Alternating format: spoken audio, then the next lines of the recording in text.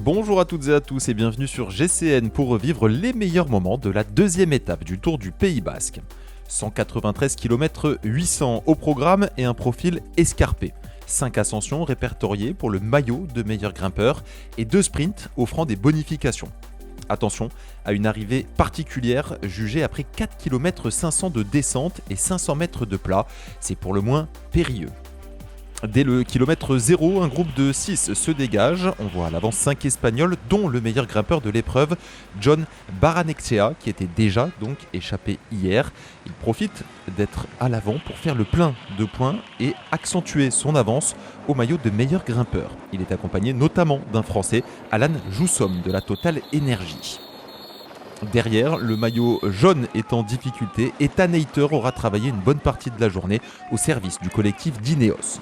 À 47 km de l'arrivée, un des favoris de l'épreuve se découvre.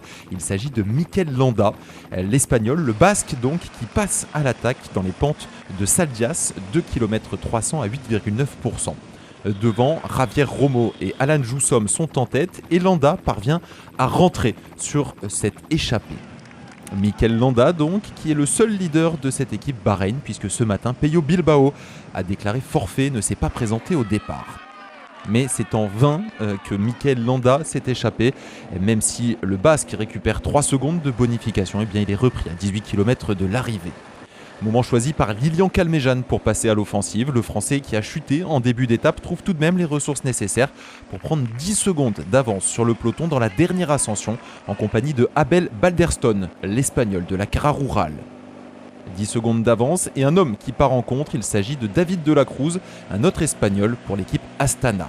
De la Cruz parvient à refaire son retard, c'est donc un trio maintenant qui ouvre la route et derrière, c'est l'équipe Ineos Grenadier qui mène le rythme même si le maillot jaune Ethan Hayter n'est plus au sein de ce peloton. De la Cruz est trop fort, il lâche Calmejean et son autre échappé mais malheureusement, il est repris juste avant la bascule. La folle descente donc maintenant avec en ligne de mire la ligne d'arrivée et c'est Alex Aramburu, l'Espagnol de la Movistar qui se porte en tête et qui fait cette descente. On voit le peloton est en ligne, il y a même des petites cassures. Attention pour les leaders du classement général à ne pas se faire piéger. Le moment décisif avec Ide Schreling qui prend l'intérieur du virage et va s'installer en première position.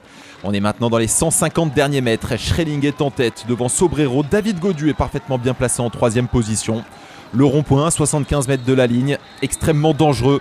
Mais ça n'empêche pas Ide Schreling d'aller au bout de son effort et de remporter sa deuxième victoire depuis le début de sa carrière.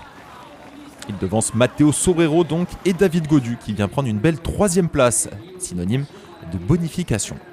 Intelligemment, Schreling s'est porté en tête dans les derniers mètres et derrière, il n'a pas relâché son sprint, ce qui lui permet de lever les bras pour la première fois de sa carrière en World Tour. La très bonne opération donc de David Gaudu qui prend la troisième place, ce qui lui permet de gratter 4 petites secondes de bonification. Les accessibles pour McNulty, Badjoli, Uran ou encore Simon Guglielmi. Le coup double pour Ide Schreling après Michael Bogert et Wilco Kelderman. C'est le troisième néerlandais à se vêtir de jaune dans ce Tour du Pays Basque. Il compte 4 secondes d'avance donc sur Matteo Sobrero, 6 sur David Gaudu. Notez que Mikel Landa, après avoir obtenu 3 secondes de bonification au cours de l'étape, se classe lui 4e. Un final périlleux, heureusement il n'y a pas eu de grosses chutes, mais tout de même un final qui risque de faire parler. Rendez-vous pour le résumé et les meilleurs moments de la troisième étape.